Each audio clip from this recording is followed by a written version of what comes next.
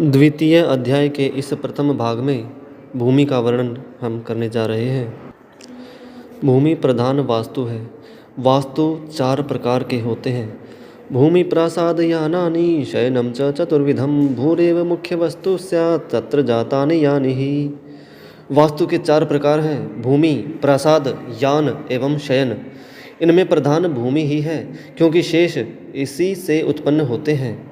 भूमि की परीक्षा वर्ण, रंग, गंध, रस, आकृति, दिशा, शब्द एवं स्पर्श से करनी चाहिए। समरांगण सूत्रधार में भूमि के विषय में विस्तार से वर्णन है। इससे पूर्व देशों का भेद दे रखा है। तो तीन प्रकार के देश होते हैं। देश है स्याज्जांगलानुप साधारणतया त्रिधा त्रिविधस्याप्यथैतस्य यथा वल्लक्ष्म कथ्यते। देश तीन भेदों वाले होते हैं: जांगल, अनूप व साधारण देश। इनके लक्षण क्रम से कहता हूँ। जिस देश में पानी दूर हो, रेत अधिक हो, लघु परंतु कंटीले वृक्ष हों, वायु उष्ण होकर आंधी की भांति संचरित होती हो, मिट्टी गहरे रंग की अथवा काले रंग की हो, वह जांगल देश होता है। दूराम्बूरिण प्रायो ह्रस्वकंटकी पादपः रुक्षोष्ण चंड पवनः कृष्णमृत्तेषु जांगल। इसके पश्चात आनूप देश का वर्णन है। निम्नो भूरि जलः स्निग्धो बहुमत्स्यामिषो हिमः स्यादनूपः सरित प्रायः स्निग्धोच्छ्रित बहुद्रुमः। जिस क्षेत्र में भूजल ऊपर ही हो, अधिक गहरा न हो, जो क्षेत्र स्निग्ध हो, जहाँ मछलियाँ, मांस, नदियाँ अधिक हों, जहाँ ऊंचे ऊंचे वृक्ष हों, वह आनूप देश होता है। यह पुनर्नातिशीतोष्णः स्याद्देशद्वयलक्षणः स साधारण इत्युक्तो देशो देश विशारदैः। जो न बहुत अधिक शीतल है न बहुत अधिक उष्ण है, और दोनों ही प्रकार के देशों के लक्षण जिसमें है, जांगल और अनूप के, उनके मध्य में जो है दोनों ही गुणों से युक्त, वह साधारण देश होता है और यही उत्तम होता है। अब उदाहरणार्थ राजस्थान ये जांगल प्रदेश है। असम, अंग, बंग ये सब अनूप देश हैं। बंग बंगाल एवं विहार, उत्तर प्रदेश, मध्य प्रदेश ये साधारण देश हैं। साधारण ही सर्वश्रेष्ठ होता है। इन तीनों ही प्रकार के देशों में पृथक पृथक 16 प्रकार की भूमि होती है।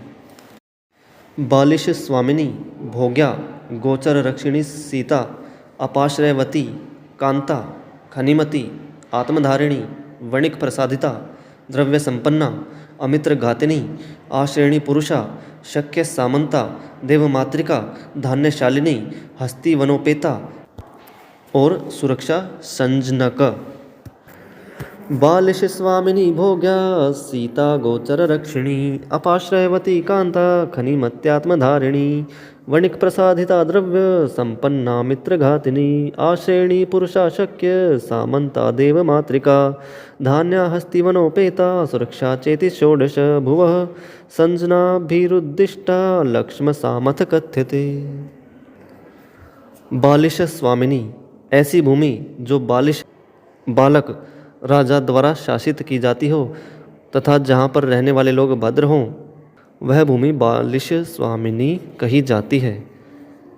जहाँ भाग भोग करों का वितरण अधिक होता हो और जहाँ की प्रजा बहुत धनवती हो, जो करों को भर सकती हो, वह भूमि भोग्या कही जाती है। जहाँ पहाड़ों के मध्य में अथवा बाहर नद और नदियाँ क्षेत्र की सीमा का विभाजन करती हों, ऐसी भूमि सीता गोचर रक्षिणी कही जाती है। उदाहरणार्थ हरिद्वार से आगे ऋषिकेश। अपाश्रयवती, जहाँ पर नदियों का प्रवाह हो और पहाड़ों व वनादि के अंतर्गत प्रवेश करते हुए लोगों के मन में भय बना रहता हो, वहाँ बसने वालों को कहीं उपयुक्त स्थली नहीं मिलती हो, वह अपाश्रयवती भूमि होती है। जहाँ पर वन उपवन वाले पहाड़ों, सरिता के कुंज बड़े मनोहर हों और जहाँ लोग निवास के लिए सहज ही अभिलाषा करते हों, वह भूमि कांता कही जाती है। जिस भूमि पर सुवर्ण रजत आदि सदैव मिलते हों और जहाँ उन धातुओं के लवण पिंड अर्थात अयस्क पर्याप्त मिलते हों वह भूमि खनिमती कही जाती है। जहाँ पर दंड कोष आसन आदि का अत्याचार न हो, कर वसूली अधिक नहीं हो और जो पर्याप्त लोकाश्रय के गुण वाली हो वह भूमि आत्मधारिणी कही जाती है। वणिक प्रसादिता भूमि वह होती है जहाँ प्रसिद्ध क्रय विक्रय करने वाले व्यापार के साधन उपलब्ध हों, जहाँ वणिक वैश्य लोग बहुतायत से मिलते हों। द्रव्यवती भूमि वह होती है जहाँ शाक सागवान अश्वकर्ण साल खदिर खेर श्रीपर्णी गंभीरी स्यंदन तनिश असन बीजक बांस वेत्र सरकंडा आदि वनस्पति पाई जाती हैं। अर्थात नदियों के किनारे वाला क्षेत्र जहाँ पर रेत अधिक होता है और जिसमें उस रेत में नमी अधिक होती है, जहाँ के निवासी साधु होते हों और जिन्होंने हठ आदि त्याग कर अपनी भूमि को न्यायपूर्वक विभाजित कर अपना बसाव कर रखा हो एवं जिससे उन्हें मित्रों की सहायता मिलती रहती हो वह भूमि अमित्र घातिनी होती है। आश्रेणी पुरुषा भूमि वह होती है जहाँ पर कोई बंदी नहीं हो, कोई ऐसा बंधक नहीं हो जो कि पड़ोस के राजा के किले की शरण में जाना चाहता हो तथा जहाँ पर विनीत एवं सभ्य जन रहते हों। जिस भूमि पर सामंतगण मंत्र एवं उत्साह से विहीन होकर रहते हों वह शक्य सामंता भूमि होती है। उत्साह से विहीन होने का अर्थ है कि वो महाराज के विरुद्ध उपद्रव न कर दें एवं राज्य के अभ्युदय में लगे रहें। देवमातृका भूमि वह होती है जहाँ के कृषक खेतीहर लोग नदियों के जल पर आश्रित रहकर कृषि कर्म धान्योत्पादन में लगे रहते हों और जहाँ अनपेक्षिततया बादल बरस जाते हों। जिस भूमि पर बाग बगीचे कुंज आदि अधिक हों, जहाँ पर बीजों का उत्पादन बिना किसी विशेष श्रम के सहजता से हो जाता हो और जहाँ किसान खेतों से बहुत उत्पादन करते हों वह भूमि धान्या अथवा धान्यशालिनी कही जाती है। ऐसी भूमि जिसकी सीमा पर पर्वत हों, जहाँ पर हाथियों के विहार योग्य वनारण्य हों, ऐसे राजा की हस्ती सेना बढ़ाने वाली भूमि हस्ती वनोपेता कही जाती है।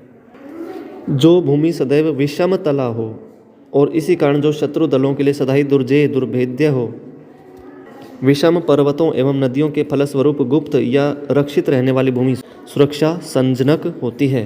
उदाहरणार्थ कुंभलगढ़। इस प्रकार यहाँ इन 16 प्रकार की भूमियों के लक्षण आदि का वर्णन किया गया है।